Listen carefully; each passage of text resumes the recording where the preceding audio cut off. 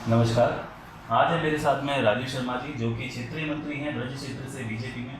और आज बहुत सारे ऐसे सवालों के साथ हम यहाँ पे आमने सामने बैठे हैं और इनके विचारों को जानेंगे, जो कि इस समय पर भारत की हेडलाइन बनी हुई है। एक आदमी एक दिन कुछ ऐसा कह देता है जो कि अगले दिन पूरे भारत में न्यूज़पेपर की फ्रंट न्यूज़ बन जाती है। क्या ये सही हो रहा है, गलत हो रहा है? क्योंकि बहुत सारा विरोधाभास चल रहा है इसमें। कई लोग बिल्कुल इसको पूरे भारत के लिए खतरा मान रहे हैं और कई लोग कह रहे हैं कि नहीं, ऐसा ही होना चाहिए, जो कि किसी भी तरीके से बहुत सारे लोगों के गले नहीं उतर रहा है। आइए इस पर बात करते हैं। नमस्कार राजीव जी। नमस्कार। सबसे पहले तो मैं आपका बहुत बहुत धन्यवाद करना चाहता हूँ आपकी उपस्थिति के लिए, और आपसे ये जानना चाहता हूँ कि ये स्टालिन वाला मामला जो इतना ज़्यादा हाईलाइट हो गया है, इस पर आपके क्या विचार हैं? क्योंकि एक तरफ क्या होता है कि भारत में जहाँ पर कि 80% सनातनी लोग हैं और उनको ख़त्म करने की बात हो रही है। अगर हम एग्जैक्ट उस स्टेटमेंट की बात करें तो उन्होंने जाकर के सम्मेलन में ये कहा कि वो इस बात की सराहना करते हैं कि जो ये सम्मेलन हो रहा है इसका नाम सनातन विरोध सम्मेलन ना हो करके सनातन उन्मूलन सम्मेलन है।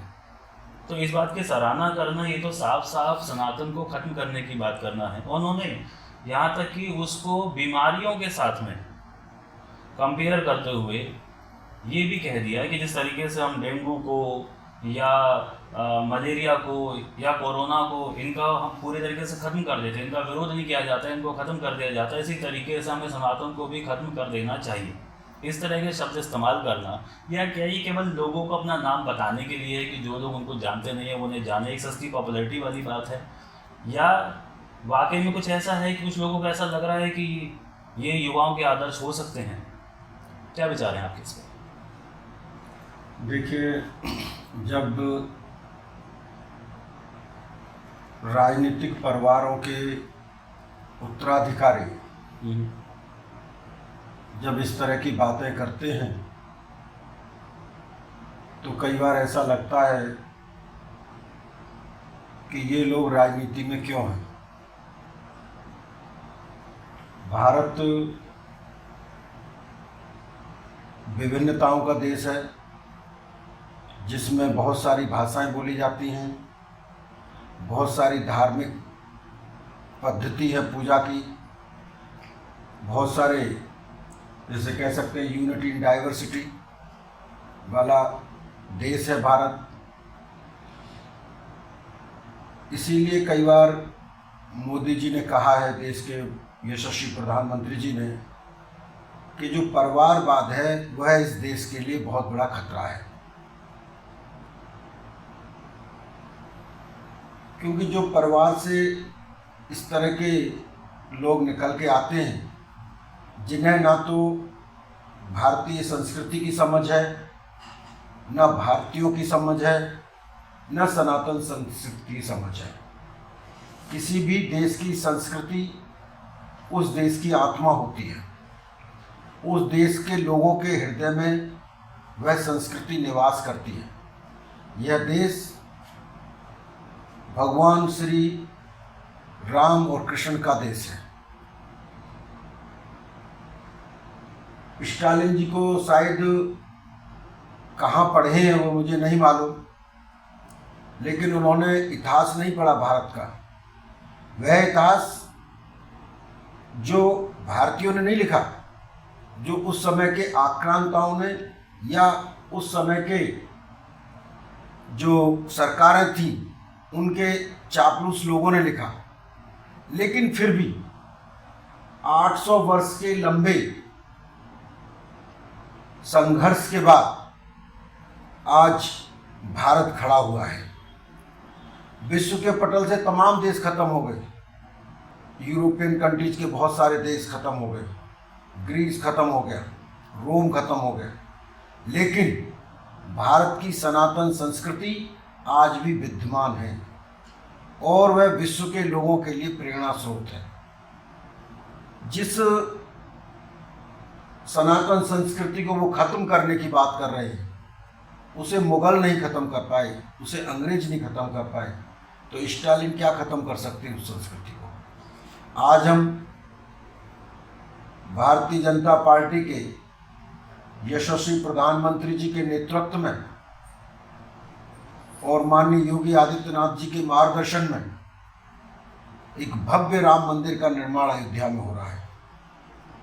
और केवल मंदिर का निर्माण नहीं हो रहा, वहाँ विश्व का सबसे बड़ा एयरपोर्ट भी बन रहा है।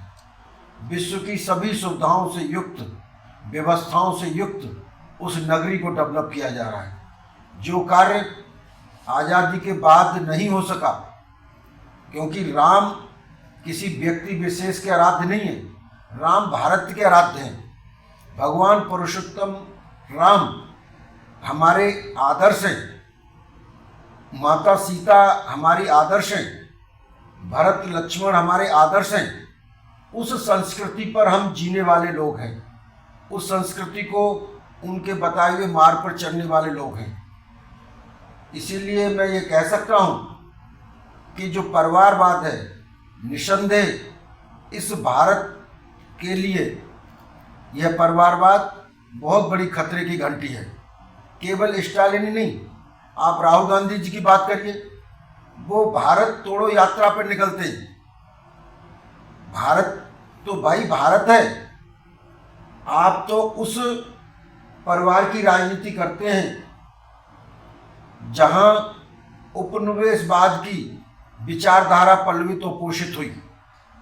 भारत भारत जो नाम है वह सांस्कृतिक नाम है, वह प्राचीन कालीन नाम है, वह महाभारत और रामायण के समय का नाम है, वह किसी बाहर के आए हुए व्यक्ति के द्वारा लिया गया नाम नहीं है। आप उसे इंडिया कहते हैं, ठीक है, आपने तो उसको भी, उसमें भी डॉट डॉट डॉट लगा के उस इंडिया को विखंडित कर दिया।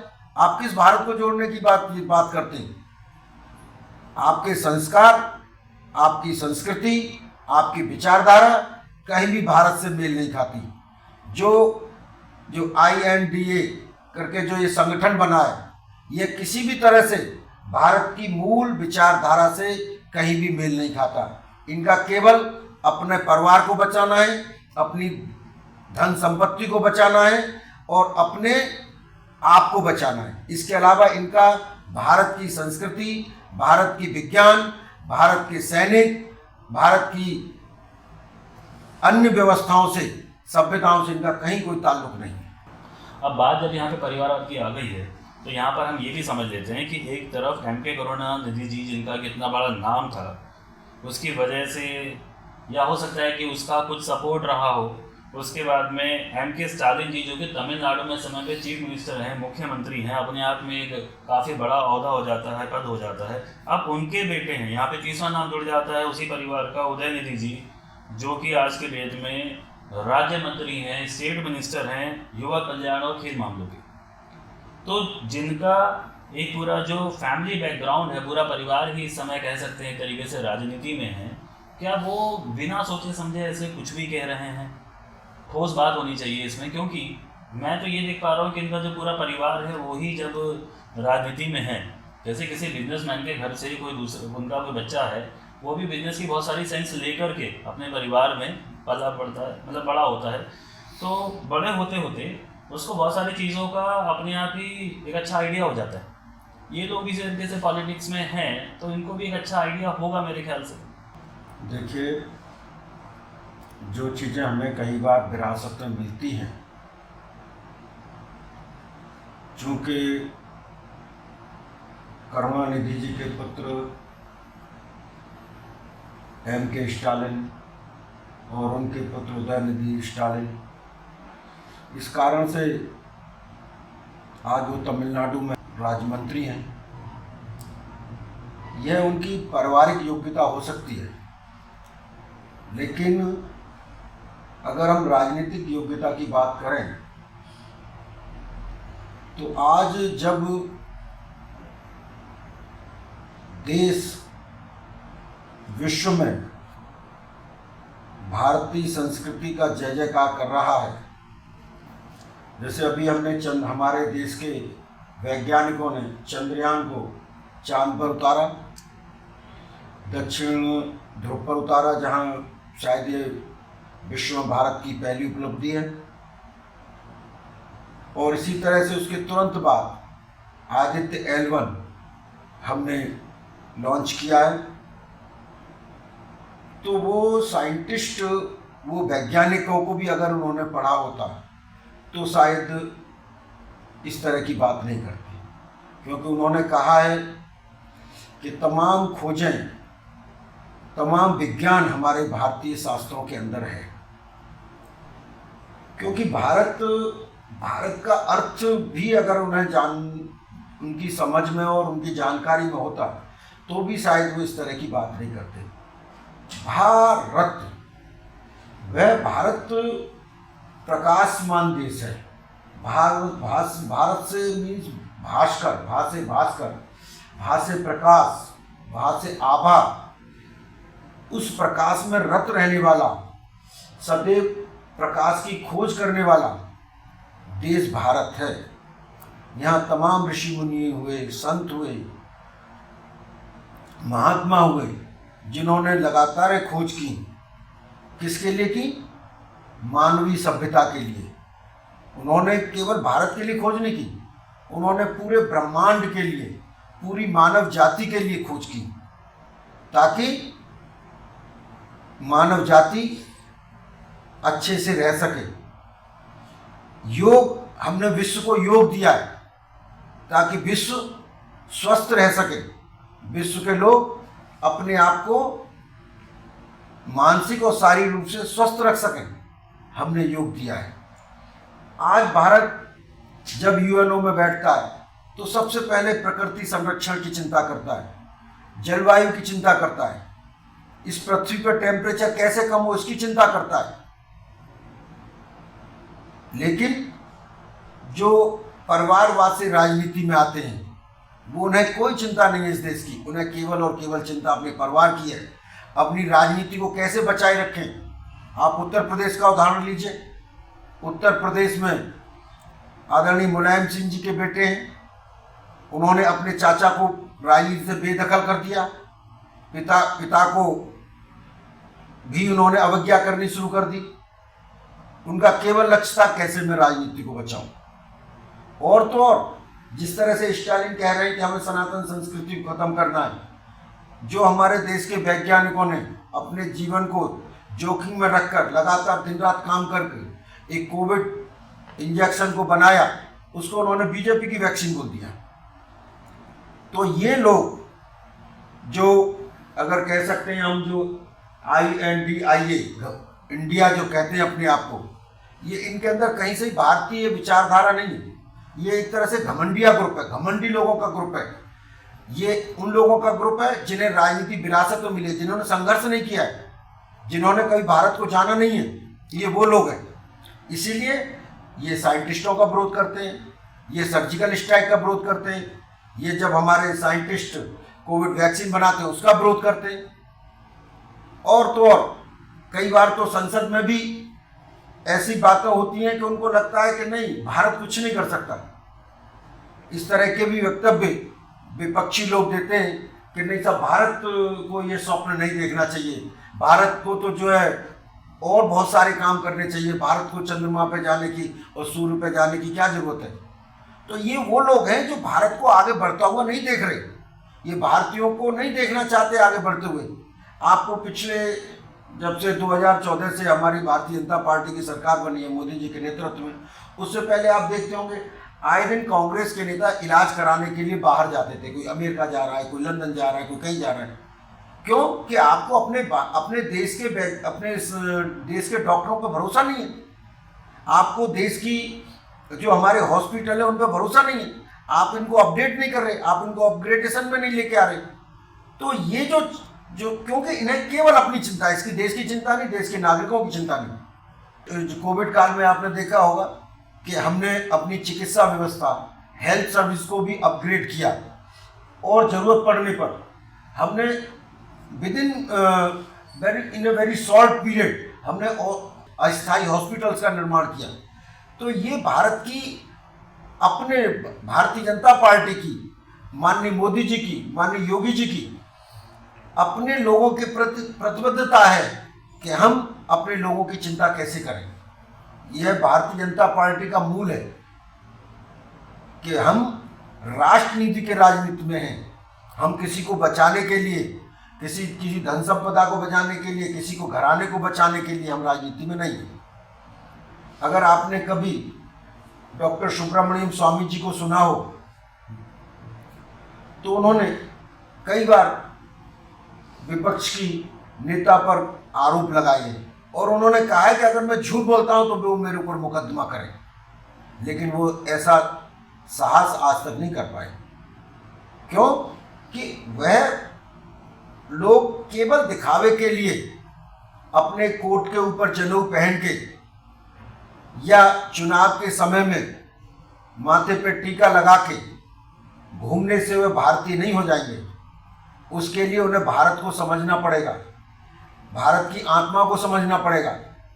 ये वही लोग हैं जो भगवान राम के अस्तित्व को नकारते थे, जो भगवान राम के ना होने के सबूत देने के लिए 10-10 वकीलों को खड़ा कर देते थे, राम सेतु को नकारते थे। ऐसे लोगों से अगर हम ये उम्मीद करें कि भारत के निर्माण में कहीं इनका योगदान हो सकता है तो वह शायद हम लोगों की गलती होगी। उन्हें नहीं मालूम भारत तो विश्व की 7वां बड़ा देश है, जिसके एक तरफ समुद्र है तो दूसरी तरफ हिमालय की ऊंची ऊंची चोटियां हैं। भारत अपने आप में विश्व के अंदर सबसे सुंदर देश है, जहां हर समय हर मौसम की उपलब्धता रहती है। तो ऐसे भारत के नवनिर्माण में हम सब लोग लगे और देश को विश्व गुरु बनाएं, ऐसी मेरी सभी से अपील है। और जो लोग इस तरह के बयान दे रहे हैं उन्हें हम बता दें कि सनातन संस्कृति को तो आप खत्म नहीं कर सकते, लेकिन हम लोग आपकी राजनीति को अवश्य खत्म कर देंगे। आपने जो विरासत में जो आपको राजनीति मिली है, यह राजनीति बहुत लंबे समय तक अब नहीं चल पाएगी। उदयनिधि स्टालिन जी जो कि राज्य मंत्री हैं युवा कल्याण और खेल मामलों के, तो युवा कल्याण जहाँ पे ये शब्द आता है तो युवाओं के लिए क्या ऐसी प्रेरणा ठीक है? और युवाओं को एक सही दिशा देने के लिए आप क्या कहेंगे कि किस तरीके से युवाओं को ये डिसाइड करना चाहिए, ये निर्णय लेना चाहिए कि किस तरह की सोच उनकी बने आगे चल के? देखिए, भारत का युवा बहुत जागरूक है और भारतीय जनता पार्टी के नेतृत्व में माननीय मोदी जी से प्रेरणा लेकर लगातार देश निर्माण में अपना कार्य कर रहा है। आज विश्व के तमाम देशों में भारत के से शिक्षा प्राप्त करके लोग विश्व के तमाम उच्च कोटि के संस्थानों में कार्य कर रहे हैं। जहाँ तक राजनीति का बात है तो राजनीति में भी आज बहुत सारे युवा आगे आ रहे हैं एक अच्छी सोच के साथ भारत के नवनिर्माण के लिए। अभी जैसे अग्निवीर के माध्यम से युवाओं को एक मौका मिला कि वह अपने आप को शारीरिक, मानसिक और आर्थिक रूप से मजबूत बनाएं, देश के सुरक्षा में अपना योगदान दें। उसके बाद वह अपने स्टार्टअप के माध्यम से या अन्य घरेलू जो उनके अपने कार्य हैं उनके माध्यम से देश की आर्थिक व्यवस्था में अपना योगदान दें, जिसका कि हमारे भारत के तमाम प्रांतों से युवाओं ने और न केवल बालकों ने बल्कि बालिकाओं ने भी उसमें बढ़ चढ़ कर हिस्सा लिया है। तो ये एक बढ़ते हुए भारत की तस्वीर है जिसमें भारत पूरी ऊर्जा के साथ, पूरी जोश के साथ आगे बढ़ रहा है। उसमें स्टालिन जैसे लोगों की बात का कोई बहुत प्रभाव नहीं पड़ेगा। हाँ, लेकिन ऐसे लोगों को समझाना बहुत आवश्यक है ताकि वह इस देश की आत्मा पर कुठाराघात ना कर सकें। हाँ, ऐसे किसी और मतलब ये हिंदू धर्म के लिए या सनातन धर्म के लिए ऐसा लोग कह देते हैं किसी और धर्म के बारे में तो मुझे लगता भी नहीं है कि इनकी किसी की कोई हिम्मत होगी कि आज हिंदू धर्म के लिए, सनातन संस्कृति के लिए बोलना एक फैशन हो गया है। अगर आप देखेंगे, अगर किसी डिबेट में भी या कहीं पर भी किसी अन्य के बारे में, कोई किसी धर्म के बारे में बोलने के लिए कोई तैयार नहीं, लेकिन भारतीय सनातन संस्कृति के लिए जिसके मन में जो आ जाता है वो बोलता है। यह वास्तव में चिंता का विषय है और ऐसे लोगों को लोकतंत्र में वोट के माध्यम से सबक सिखाया जा सकता है कि हम ऐसे लोगों को राजनीति से इतना दूर कर दें कि वह पुनः इस तरह के प्लेटफॉर्म पर ना आने पाए। बहुत बहुत धन्यवाद, आपके जो विचार थे हमारे साथ साझा करने के लिए राजीव जी। जल्दी ही किसी दूसरे विषय पे आपसे फिर से मुलाकात करते हैं, तब तक के लिए नमस्कार। नमस्कार।